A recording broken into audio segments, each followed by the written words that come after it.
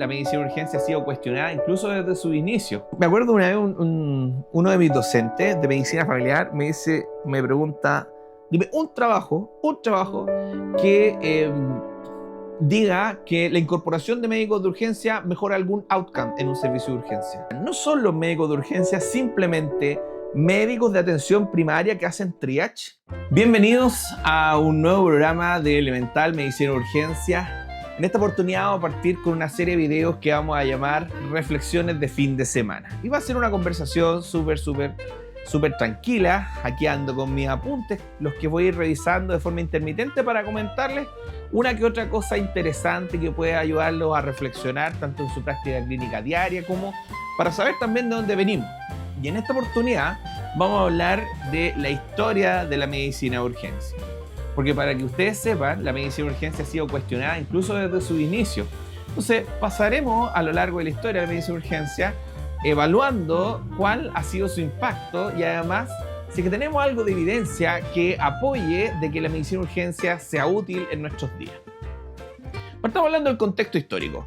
La medicina de urgencia parte después de la Segunda Guerra Mundial, donde hay un gran cambio poblacional en Estados Unidos. Muchos de esos recursos que se invertían en la guerra se empiezan a invertir en carreteras, vivienda, educación. Existe más posibilidades de especialización para los mismos médicos. Las personas empiezan a migrar desde sus propios pueblos hacia centros más urbanos y ya estos pueblos que eran más rurales, donde existía un médico que era el médico del pueblo, era el médico de cabecera que iba a visitar a las distintas casas, también empieza a morir un poco esa imagen de médico de cabecera y muchos de estos médicos se empiezan a especializar. Y en el proceso de especialización ya no quieren ir a las casas a atender personas. Las personas que están en los pueblos se empiezan a aglomerar en grandes centros, metrópolis, y empiezan a disminuir entonces, en consecuencia, los médicos de cabecera y aumentan las cantidades de traumas. ¿Por qué? Mejores carreteras, mayor acceso a tecnología, más automóviles, más choques, ¿no? Y además, el médico de cabecera, que de repente iba con su fonendoscopio, tomaba la historia, el examen físico, pareciera ser que es un poco insuficiente para la concepción de medicina avanzada que tenía la gente y que la siga teniendo hasta nuestros días. Así que la gente quería encontrar un lugar donde rápidamente se le pudiesen ofrecer exámenes de laboratorio, radiografía, interconsulta con el especialista que va a resolver muchas veces su problema, y de así es como empieza a disminuir la cantidad de médicos de cabecera y comienzan a surgir los lugares de atención, entre comillas, urgencias, que no se llamaban servicios de urgencia en ese momento, y empezaron a haber consultas que eran atendidas por los internos, que eran médicos recién egresados que atendían los servicios de urgencia y por ende muchas veces no tenían mucha experiencia para manejar ciertos casos críticos. La medicina de trauma del combate militar se adapta también a la realidad civil. Y además tenemos otro factor importante, la presión social. Empieza la gente a ver como que la atención de urgencia es un derecho, ¿sí? Estamos hablando del tiempo que también el hombre llegó a la luna. Entonces, una frase cliché que surgió durante todo ese tiempo es: if you can't put a man on the moon, why can't you cure my cold? ¿Por qué no pueden curar mi resfriado? Y esa frase se empezó a utilizar en muchas cosas. Si pudimos poner un hombre en la luna, ¿por qué no podemos resolver un problema con los salmones que hubo en ese tiempo? Cualquier problema que existía en Estados Unidos se empezó a poner como estándar de que, bueno, si pudimos, tenemos la tecnología para poner al hombre en la luna, ¿por qué no podemos resolver esto otro? Bien. Entonces, sumado a esto, teníamos especialistas, como les mencionaba, que además de no querer ir a las casas, tampoco querían hacer turnos, ¿sí? Entonces, dado que había un aumento de las consultas en los servicios, entre comillas, de urgencia, que eran llamados la fosa de Pitt, y de ahí saca el nombre finalmente la serie actual que ganó un Emmy, The Pitt. Funcionaban en los subterráneos por médicos que no estaban muy especializados, pero muchas veces podían tener un poquito más de acceso a la interconsulta del especialista, que de repente podía llegar rápido, podía demorarse mucho en llegar, uno que otro examen a veces, no existían ni monitores al principio. Y la consulta en el servicio de urgencia, en vista de que también había un factor monetario, ya que las consultas de servicio de urgencia tenían cobertura, versus las consultas privadas, las consultas hospitalarias, que de repente existía más déficit en financiación. Las consultas de servicio de urgencia se triplicaron, ¿sí? Resumidas cuentas, movilización de las personas a centros urbanos, mayor tasa de trauma, evolución de la medicina con mayor aplicación de tecnologías nuevas, y todas esas se estaban empezando a concentrar en los hospitales. Resultado, personas consultaban más en los servicios de urgencia, además de haciendo la presión social de que la salud de urgencia, la atención de urgencia era un derecho. Bueno, en 1961 partió el Pontiac Plan, y eso fue en Michigan. ¿Y en qué consistía este Pontiac Plan? Que tenían justamente a especialistas que debían hacer algunos turnos, ¿sí? Por ejemplo, tenías dermatólogos, tenías internistas, tenías distintos tipos de especialidades del hospital, y ellos debían al menos hacer un par de turnos durante el mes para cubrir la atención de urgencia.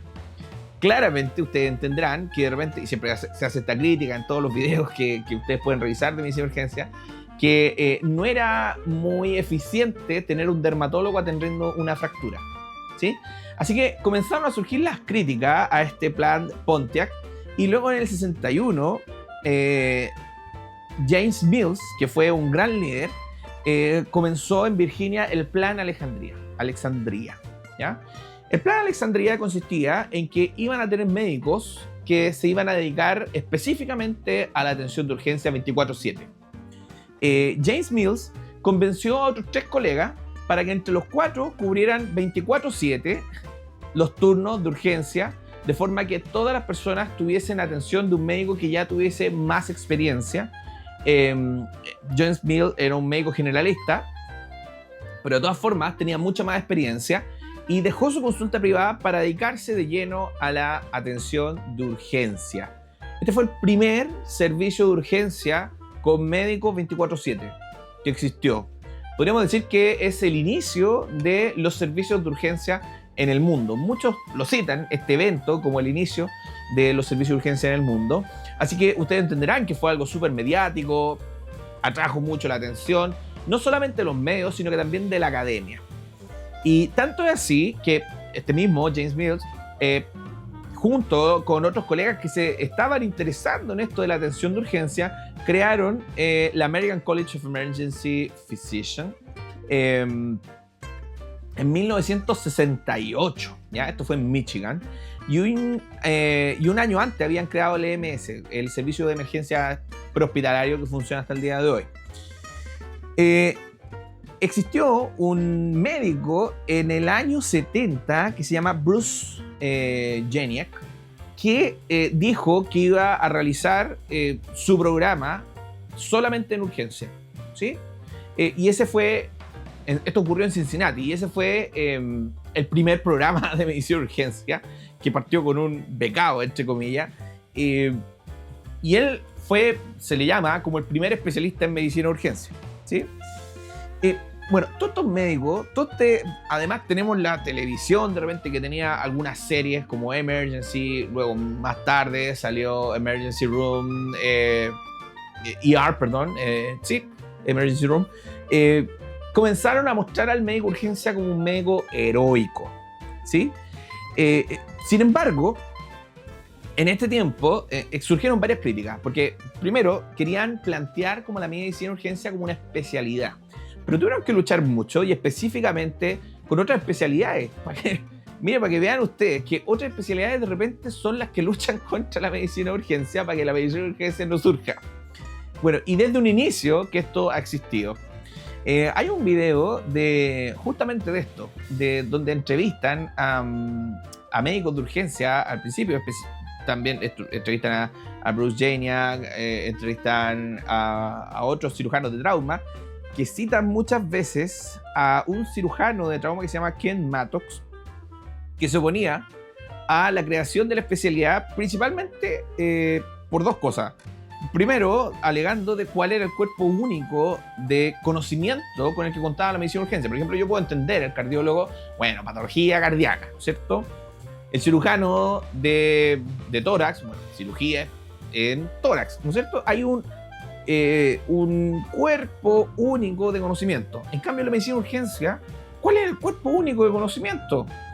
Y es más, la crítica que se hacía es que, ojo, si les suena conocida esta crítica, en pregunta, ¿no son los médicos de urgencia simplemente médicos de atención primaria que hacen triage? Fíjense la crítica que hacen. A mí me han llamado derivólogo, entre medio. Bueno, estas críticas, fíjense, en los 70, entre los 60 y los 70 existían, y generalmente desde nuestros mismos colegas de otras especialidades. Bueno, muchas de estas peleas se generó el cuerpo, como ya saben ustedes, en 68, el American College of Emergency Physicians, siguieron dando la pelea, comenzaron a hacer publicaciones, sacaron su propia revista, hasta que finalmente se reconoce la medicina de urgencia como especialidad en el año 79. Hay un documento súper interesante publicado por el Dr. Rosen, ya ustedes conocen Tintinal y Rosen como los grandes libros de la medicina de urgencia. El Rosen, podríamos decirlo, es como el libro más largo, con más profundidad, que analiza de forma mucho más sistematizada aspectos fisiopatológicos también de la medicina de urgencia, mientras que el Tintinali tiene un enfoque un poquito más práctico. Bueno, justamente Rosen escribió un documento que hace pocos años no tenía acceso a él, pero afortunadamente cuando estaba preparando no sé si monólogo, conversatorio, me puse a leer, lo leí completo, y se llama Biology of Emergency Medicine. ¿Y cuál es la reflexión que hace él en este documento? Dice que la especialidad nace por muchos factores, pero principalmente por dos, dice él. Uno, aumento de los casos no urgentes. Ojo con ese detalle. Siempre hablamos nosotros que el 80% de las consultas que nosotros atendemos son consultas de baja gravedad. Son casos que no son urgentes y que son esos los que nos dan de comer. Y nuestra misión va a ser detectar si es que alguno de esos casos que se presenta inicialmente, aparentemente como algo no urgente, en realidad está escondiendo una patología mortal para nuestro paciente. Y esa es clave en nuestro quehacer médico diario.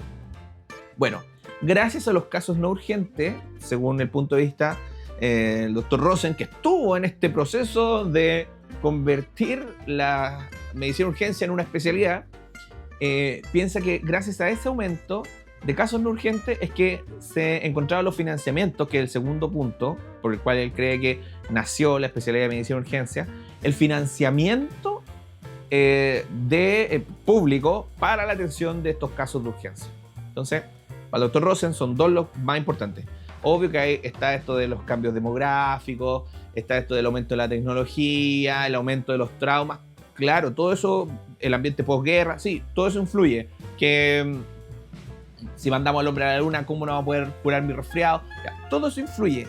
Pero para él lo más importante es el aumento de los casos no urgentes y la posibilidad de financiamiento de las atenciones de urgencia.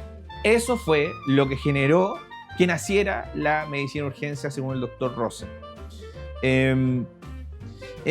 ¿Y cuál es la misión? Porque una de las cosas que nosotros escuchamos de las críticas del Dr. Ken Mattox, que ojo, que Ken Mattox, después yo revisé varias entrevistas, varias cosas, y él niega esos comentarios.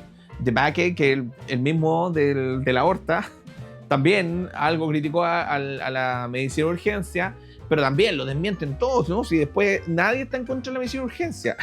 Bueno, cuando entrevistaron a uno de los cirujanos de trauma de ese tiempo, dijo que sí, que Ken Mattox hablaba en contra y se oponía férreamente a la creación de la especialidad. Pero bueno, ese es otro tema. A partir de estas críticas, el Dr. Rosen expone en el Biology of Emergency cuál es finalmente el fundamento de nuestro cuerpo único de conocimiento. Y él dice que nuestra misión es reconocer a lo grave de los no graves, que eso es algo que es parte de nuestra especialidad, que probablemente las otras, claro, los otros médicos pueden hacerlo, pero no de manera tan frecuente. Por ejemplo, le llega a usted una consulta, ¿no es cierto?, un paciente que lo ven que está respirando mal, ya parece que esto es grave, lo vamos a derivar a la urgencia. Pero nuevamente, lo derivan a la urgencia. ¿Por qué? Porque parte de nuestra especialidad es reconocer al paciente grave. Esa es la primera. Y la segunda cosa que solo hacemos nosotros es que hacemos atención simultánea. ¿Sí? Ustedes me pueden decir, sí, pero los pacientes de medicina, de UCI, también tienen pacientes simultáneos en cama. Sí, claro, pero con un input que está cerrado. O sea, se llenaron las 6 camas y se cerró el boliche y veo esos 6 pacientes y no hay más. Y ven un paciente a la vez, pero nosotros no. De repente estamos viendo un paciente, pero si llega algo que es más grave que lo que estaba viendo, tengo que dejar lo que estaba viendo e irme con el paciente más grave y luego volver con lo que tenía pendiente. Entonces, esa atención simultánea, ese cambio de foco rápido es exclusivo de nuestra especialidad. Habla de más cosas que son únicas de la especialidad. Primero, estabilizar antes que diagnosticar. Eso es muy, muy, muy evidente, sobre todo cuando uno está recién partiendo en la medicina. Uno aprende a diagnosticar y luego confirmar el diagnóstico, tu hipótesis diagnóstica, con exámenes complementarios y luego iniciar tratamiento. Pero acá no. Nosotros estabilizamos y luego buscamos el diagnóstico. A veces lo podemos hacer concomitante, a veces podemos encontrar el diagnóstico rápidamente por un patrón de reconocimiento, pero en general estabilizamos y después diagnosticamos. Enfrentamos los puntos críticos de la enfermedad. Vale decir, si tengo un paciente con una neumonía, por ejemplo, no vamos a estar pensando hacer kinesioterapia si está respirando con el cuello, con el diafragma, con todos los diafragmas existentes en su anatomía. Así que, ¿qué es lo que vamos a hacer? Nos vamos a enfocar primero en la hipoxemia, el antibiótico, en puntos críticos de la enfermedad, ¿ya? No que, es que tengo que esperar cómo sale el resultado del cultivo de secreciones, del evocultivo. No. Nos enfocamos en los puntos críticos. O sea, de esta enfermedad, ¿qué punto de esta enfermedad está matando más rápido a mi paciente? Y ese va a ser el principal foco donde voy a poner mi atención inicialmente. Otra cosa que es única de nuestra especialidad es la atención prehospitalaria. Prácticamente es nuestra especialidad la que se encarga de la atención prehospitalaria. Desastres también, nos hemos encargado, quizás no tanto encargado porque muchas veces lo asumen estos los bomberos, pero sí nos enfocamos en la atención de desastres, es parte de nuestro interés, ¿sí? Y otra cosa que es única en nuestra especialidad es coordinación con otros niveles de atención. Créanme que ninguna otra especialidad está todo el día llamando por teléfono que al internista, que al equipo de UCI, que al cardiólogo, que al hemodinamista. Mira, tengo este paciente, cumple con este criterio, es posible que lo pueda resolver. Le presentamos, necesitamos hacer traslado, escuchamos lo que nos presentan desde otros hospitales. Todo el día tenemos que estar haciendo coordinación. Y estas son cosas que son únicas de nuestra especialidad y que son el fundamento finalmente de por qué existe la medicina urgencia como especialidad. Y créanme que esta oposición que existía al principio de la medicina urgencia en los años 60, 70, sigue existiendo hasta el día de hoy. Yo me acuerdo cuando era becado, junto con el doctor Polma, que juntos teníamos en ese tiempo Porro 100, hicimos una publicación de las 13 razones por qué, porque en ese tiempo estaba muy, muy famosa esa serie, 13 razones por qué. 13 razones por qué la medicina urgencia debería existir como especialidad en España.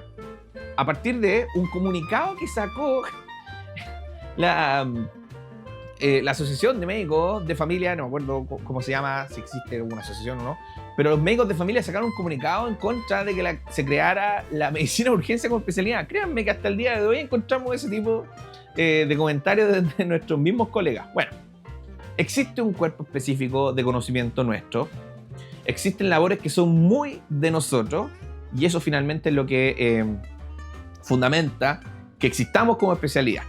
Bueno, si seguimos avanzando, ya, bueno, ¿qué es lo que llamamos hasta el momento? Posguerra, atenciones iniciales por médicos poco expertos. Luego partió esto con el plan Alexandria, que en 1961 por James Mills. Luego el primer becado, la American College of Emergency Physicians. Se reconoce en el 79 como especialidad. Hay documentos de fundamento súper importantes que escribió el Dr. Rosen de Biology of Emergency Medicine, Creo que otro punto fundamental ocurre en 1986, el EMTALA, que en el Congreso de Estados Unidos, el doctor Kellerman dio una presentación magistral sobre por qué, sobre uno de los factores en la atención inicial de los pacientes en el servicio de urgencia. Y él cuenta que de dónde nació este interés, y ya les voy a contar en qué consistió finalmente, en qué conclusión, o la conclusión más importante que se extrajo de esto del EMTALA, del 1986. Pero ¿qué fue lo que gatilló este interés por el Dr. Kellerman por llegar hasta el Congreso? Un día estaba él de turno y le llega un paciente joven comprometido con ciencia, taquipneico, mal perfundido, una clara cetoacidosis diabética muy grave, y lo empieza a ver y que no tenía ningún tipo de atención. Lo traía al equipo de prehospitalario y le revisa la muñeca y ve que tenía la pulsera de otro hospital. Y eso le llamó la atención, pero ¿cómo tenía la pulsera de otro hospital y viene en estas condiciones sin una vía venosa? Eso le llamó la atención. Y el equipo hospitalario les dijo, mire, ni siquiera le pusieron una vía venosa, no le pasaron volumen, no le hicieron nada, principalmente porque el seguro, él no tenía seguro y no podían atenderlo por un problema económico. Eso el doctor Kellerman lo marcó mucho y dijo, esto no puede ser, no puede ser que estemos considerando factor económico en un paciente que está a punto de morir. Esto claramente no puede seguir ocurriendo, así que llegó hasta el Congreso y dio su testimonio. Y unas cosas interesantes que he leído de su testimonio, de lo que ocurrió en el Congreso, para tratar de convencer a los demás. Él empezó a contar muchos casos, ¿sí?, similares, de más de 1000 pacientes que en los últimos 12 meses habían sido trasladados a su servicio de urgencia por un problema netamente económico, pero que ameritaban una atención al menos inicial de estabilización para llegar a su centro. Y esa estabilización no se hizo en el centro donde recibieron inicialmente al paciente. Entonces, con todos esos casos, apeló también a la parte emocional, dijo números, apeló a lo emocional, y en un momento se puso la mano en el bolsillo y sacó 271 pulseras y las tiró sobre la mesa. Y dijo, estas son 271 pulseras que he recolectado durante los últimos 4 meses de pacientes que llegaron a mi servicio de urgencia trasladados de otros hospitales porque no les dieron ninguna atención por un factor económico. Y les dijo, yo sé que ustedes como Congreso hablan de cientos, de miles, de millones de personas, de habitantes. Sin embargo, estas 271 pulseras, que quizás no son tantos, son 271 seres humanos que no recibieron una atención adecuada. Finalmente, heroicamente, el doctor Kellerman consiguió algo fundamental que se transformó en ley finalmente, que yo les diría como en resumen, es que todo paciente debe estabilizarse antes de trasladarse. Independiente de si tiene o no tiene seguro, si el seguro le cubre o no le cubre, nada. Se tiene que estabilizar y luego realizar el traslado. Súper interesante. Bueno, sigue avanzando la medicina de urgencia. Nuevamente les insisto, el factor de la serie, de mostrar al médico de urgencia como alguien heroico, también influyó mucho en que muchos médicos se quisieran especializar en medicina de urgencia, y así que entre los 80 y los 90 ocurrió una expansión de la medicina de urgencia que tarde o temprano iba a llegar a nuestro país. Y ahora, ¿qué pasó en Chile? En Chile podemos partir con el siglo XIX, que la principal atención, en 1900, la principal atención la hacían policías, ¿sí? Y la policía contrataba a los estudiantes de medicina para que en los cuarteles realizaran los primeros auxilios. En 1911 nace la posta central y creo que ese es un punto de quiebre como nacimiento de la atención de urgencia en nuestro país, ¿sí? Al igual que en Estados Unidos, el aumento de las consultas en servicios de urgencia empezó a aumentar exponencialmente y los médicos de urgencia que estaban de turno no solamente debían responder a las consultas que llegaban a los servicios de urgencia, sino que también pasar visita. Bueno, el día de hoy muchos servicios de urgencia siguen pasando visita a pacientes que quedan hospitalizados en los servicios de urgencia. Pero bueno, en ese tiempo además pasaban visitas en otros servicios. Y si se complicaba un paciente de otro servicio, ellos tenían que subir además, suspender la atención de urgencia y subir al piso respectivo para estabilizar al paciente. Pocos recursos, mala paga, sobrecarga asistencial. Eso finalmente llevó a que en el año 1992 existiera una renuncia masiva de médicos, ¿sí? Hubo una paralización de los servicios de urgencia por 24 horas y eso hizo que renunciara el ministro de Salud, y en la noche, tarde en la noche, el presidente Patricio Aylwin en ese tiempo, en una cadena nacional, finalmente acepta el petitorio y da curso a la ley de urgencia, ¿sí? Con estas pequeñas, no pequeñas, una gran victoria fue esta, con esta gran victoria se empiezan a replantear el futuro de los servicios de urgencia y surge la idea de la especialidad en medicina de urgencia siguiendo lo que habían hecho en Estados Unidos. En Estados Unidos ya tenían la especialidad, ¿no es cierto? Ya les dijimos, en 79 fue reconocida como especialidad. Bueno, ¿por qué no comenzamos a hacer lo mismo acá en Chile? Estamos hablando de 1992. Y ahí surgen dos médicos cirujanos, el doctor Alfredo Gack y José Amati, creo, ¿sí? Esos dos cirujanos comenzaron a ver cómo podían comenzar con la especialidad de medicina de urgencia y se generó un convenio entre el Hospital Clínico de la Universidad de Chile y la Universidad del Sur de California. Y adivinen quién estaba ahí, de jefe del Departamento de Medicina de Urgencia Internacional, el gran Billy Malon, que probablemente muchos de ustedes ya lo conocen. Implacable, un médico de urgencia de otra serie que ha ayudado a iniciar la especialidad en varios países, ¿sí? Muy comprometido con el desarrollo de la especialidad de medicina de urgencia. Y en ese tiempo también aparece Billy Malon. Cuando yo he visto algunas charlas de él, habla de un campeón. Necesitan un campeón en el país donde quieran iniciar ustedes la medicina de urgencia, y el campeón que encontró acá fue el doctor José Miguel Mardones, que viene de la medicina intensiva, pero que después comenzó a dedicarse prácticamente de lleno a la medicina de urgencia. Se reconoce, al menos en algunos trabajos, el mismo Billy Malon, lo reconocen como el padre de la medicina de urgencia moderna de Chile.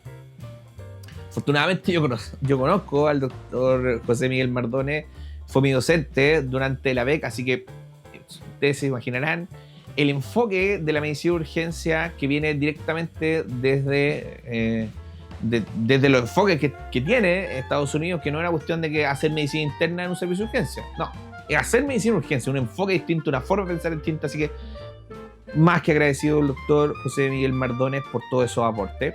Bueno, él fue el primer, se le llama como el padre de la medicina de urgencia moderna en la actualidad. Bueno, y a lo largo del tiempo empezaron a surgir múltiples programas. En 2010 se crea Xochimilco, en 2013 se reconoce como especialidad finalmente. Ojo, que en los 90 ya existía la especialidad, pero solo en el 2013 se reconoce como especialidad. Así que imagínense usted el coraje y la valentía de los primeros que se estaban especializando sin saber si es que iban a ser reconocidos como especialistas el día de mañana. Bueno, en 2013 finalmente termina siendo reconocida la especialidad y ya empezó a aumentar también la cantidad de universidades que, asociadas a hospitales, empezaron a impartir la especialidad de medicina de urgencia. Yo me acuerdo cuando inicié medicina, yo quería hacer médico de urgencia, desde que inicié en medicina. Entre medio me trataron de convencer, no, que tenéis que ser internista, que la calidad de vida del médico de urgencia.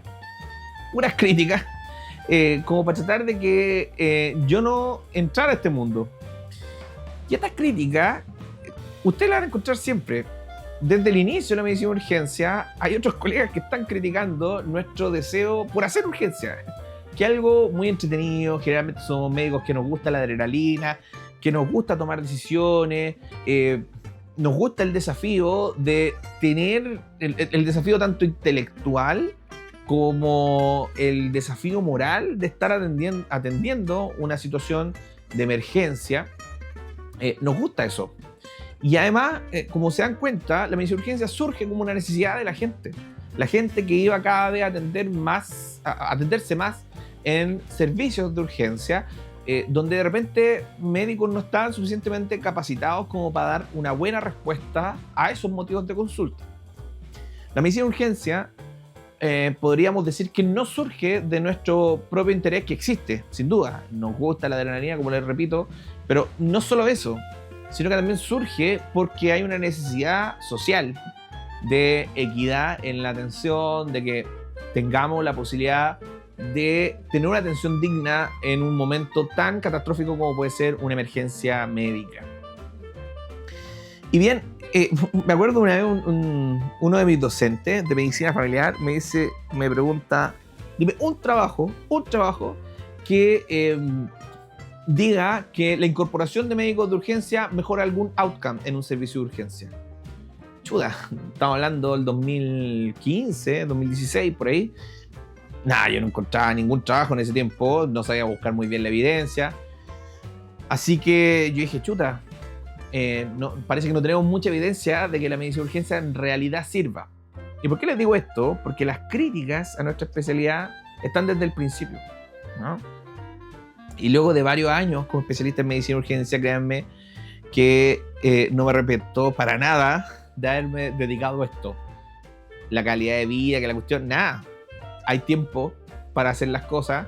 Si a ustedes les gusta la docencia, pueden hacer docencia. Si les gusta hacer deporte, pueden hacer deporte. Hay tiempo. Si les gusta la música, pueden hacer música. Pueden tener familia. No, que no van a tener familia. Pueden hacer de todo.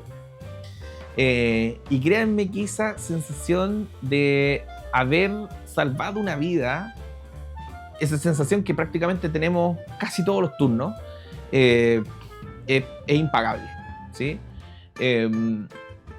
Esa sensación de poder estar ahí, incluso de repente cuando no puedes salvar una vida, pero sí dar una palabra de consuelo, tanto a un ser humano que está en el ocaso de su vida, como a su familia, que está viendo como su familiar se está apagando poco a poco. Eso también es impagable. Somos parte de la vida de estos seres humanos, que muchos de ellos pueden estar muy críticos, y es un privilegio para mí, ¿no? Y cuando nos dicen cuál es la utilidad de nuestra especialidad, está bien, de repente podemos no encontrar la mejor evidencia, pero porque hay cosas que son tan evidentes que incluso sería antiético probarlas. Como siempre se pone de ejemplo, el paracaídas sirve para salvar vidas. Hagamos un estudio prospectivo, entonces tiremos 10 personas de un avión sin paracaídas y 10 personas con paracaídas. Y los que si se salvan las 10 personas con paracaídas y las 10 que no tenían paracaídas se mueren, ahí sí vamos a probar de forma prospectiva de que el paracaídas sirve. Bueno, siempre se pone ese ejemplo, se utiliza muy mal, pero en este caso yo creo que sí tiene sentido. Porque créanme que desde que yo llegué al servicio de urgencia donde estoy trabajando ahora, créanme que las cosas, creo yo, que han mejorado. Y cuando he visto los números de nuestros hospitales, la incorporación de médicos de urgencia mejora bastante la atención.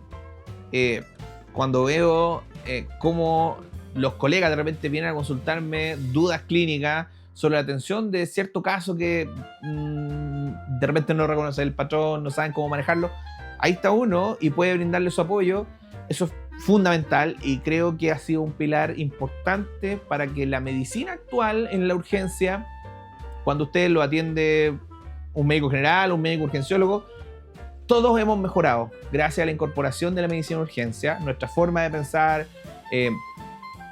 nuestra disponibilidad, disposición para poder generar protocolos, ayudar a los demás colegas. Yo creo que ha generado que mejore la medicina de urgencia. Cuando llegué al servicio de urgencia, donde estoy en este momento, no existían ventiladores mecánicos.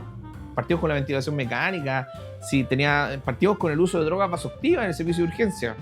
Miren, esos detalles. Comenzamos a utilizar el escáner de forma adecuada, exámenes de forma adecuada. Un montón de cosas mejoraron. Y eso lo veo día a día. pero de repente puede quedar la duda. Pero ¿y evidencia? Bueno, les traigo un estudio de Taiwán que se desarrolló entre el 2018 y el 2020, fue publicado en el 2025, evaluando 37.000 visitas. La autora, Xia Weihong, ¿sí? Y compararon el rendimiento de los médicos entrenados versus no entrenados en medicina de urgencia. ¿Qué evaluaron? Tiempo de espera, tiempo total y solicitud de TAC, entre otras cosas. ¿Qué fue lo que vieron? Que los tiempos de espera mejoraron, el tiempo total también disminuyó y la solicitud de TAC también disminuyó cuando teníamos médicos entrenados en medicina de urgencia versus médicos no entrenados en medicina de urgencia. Lo que sí vieron es que no hubo diferencia en mortalidad en este estudio y se cree que podría ser porque se implementaron protocolos distintos que cambiaron la práctica clínica habitual, no solamente de los médicos entrenados, que ya por su entrenamiento cambian su práctica clínica habitual, sino que también por los médicos que no fueron formalmente entrenados en medicina de urgencia, que mejoraron su rendimiento de acuerdo a los protocolos implementados por los médicos de urgencia entrenados. Este es un estudio retrospectivo en todo caso. En 2022, Croacia, Maša Ceric, la autora principal, también un estudio retrospectivo. ¿Y qué fue lo que evaluaron? Evaluaron aproximadamente 46.000 pacientes, 46.000 consultas, perdón, y evaluaron el tiempo entre el 2017 y el 2018, que hubo 31.135 consultas, solo por internista, mientras que del 2019 al 2020 había internistas más urgenciólogos. Los urgenciólogos representaban el 30% de los médicos disponibles en ese servicio de urgencia.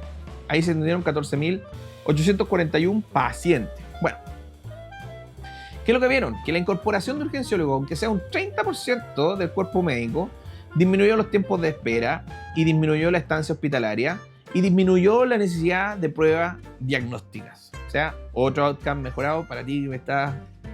Para usted, doctor, que me preguntó si había evidencia de que mejoraba algún outcome, ya llevo dos trabajos. Es que son retrospectivos. Ya, bueno, está bien.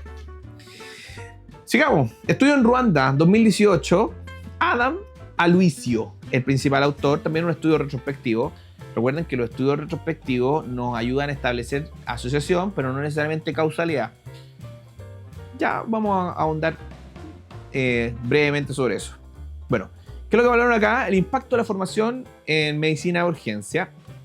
Tomaron 3.609 casos aleatorios. ¿Qué es lo que vieron? Que bajó la mortalidad de un 6,3% a un 1,2%. El solo hecho de formar médico en urgencia baja la mortalidad prácticamente 5 puntos. 5 puntos porcentuales.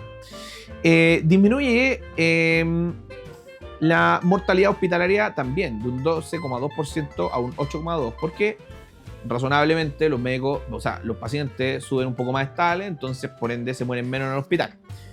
No siempre se comprueba eso, pero al menos en este estudio sí lo comprobó. Tercer estudio, ¿no?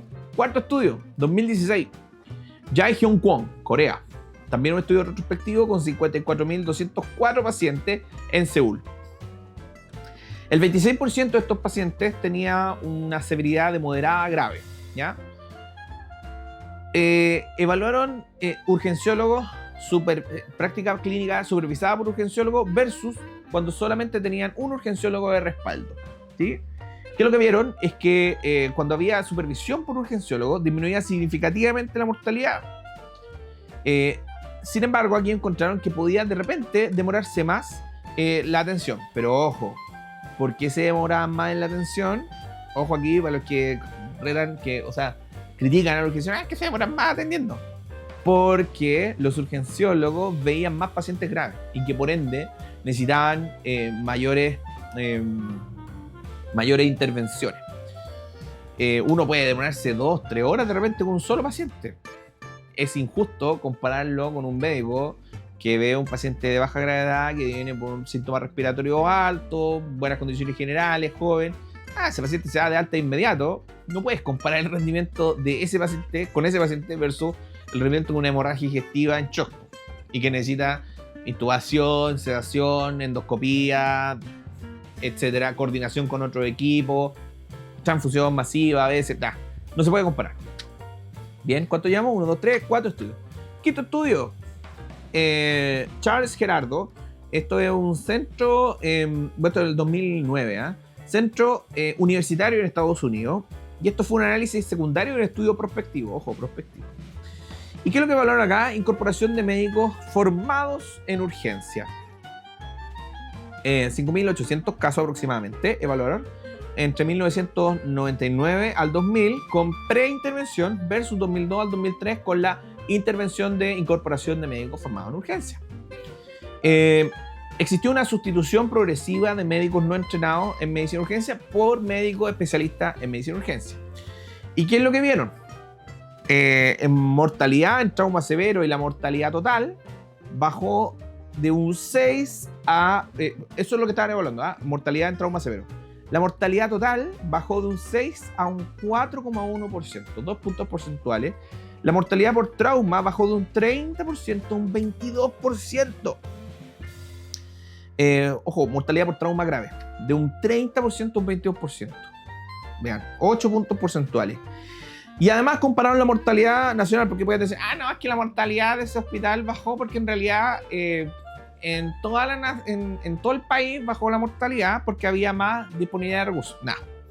La mortalidad nacional se mantuvo igual en el tiempo de estudio. Y eso lo utilizaron como la línea de base para decir, no, la mortalidad no bajó porque todo el país bajó la mortalidad. No, la mortalidad bajó específicamente en este centro, con este estudio prospectivo, probablemente por la incorporación de médicos formados en medicina de urgencia. ¿Cuál era la explicación de por qué bajó la mortalidad? Bueno, los urgenciólogos manejaban mucho mejor la vía aérea y la reanimación. Teníamos un especialista siempre ahí. No es que el cirujano va a operar, que de repente está, no está, nada. Un especialista siempre ahí para estabilización del paciente. Había una mejor comunicación, obvio. Ustedes todos probablemente, si trabajan en un servicio de urgencia, han tenido la experiencia de que se encuentran en la mañana, cuando no hubo un urgenciólogo de turno, se encuentran en la mañana, o a veces el urgenciólogo también, si es que se le pasa, con un paciente grave, con una cama disponible en la UCI y nunca nadie lo presentó. O con un paciente con una patología quirúrgica y nunca se comentó con el equipo de cirugía. Los urgenciólogos ven eso y llaman y conectan equipos para tratar de resolver el problema de nuestros pacientes. Y finalmente también atribuyen esto al desarrollo de protocolos. Bueno, como ven, la medicina de urgencia tiene una historia súper entretenida. Estamos parados sobre hombros de gigantes que tuvieron no solamente la disponibilidad para trabajar por el servicio de urgencia y por ende por los pacientes, sino que la valentía para defender lo que ellos creían que era correcto. El día de hoy, nadie me puede decir que la medicina de urgencia no es útil. La medicina de urgencia, desde su inicio, ha sido criticada, pero cuando las cosas empiezan a andar mal, créanme que el médico de urgencia es el que está siempre ahí para tratar de estabilizar y ayudar a que los procesos fluyan de una manera mucho más rápida. Yo creo que es importante que incorporemos más profesionales a esta bella especialidad que está llena de historia, sin duda, pero también llena de valentía. Y si tú eres valiente, si a ti te gusta de repente la medicina de urgencia, bienvenido al club. Quizás el día de mañana va a ser tu oportunidad de salvar una vida.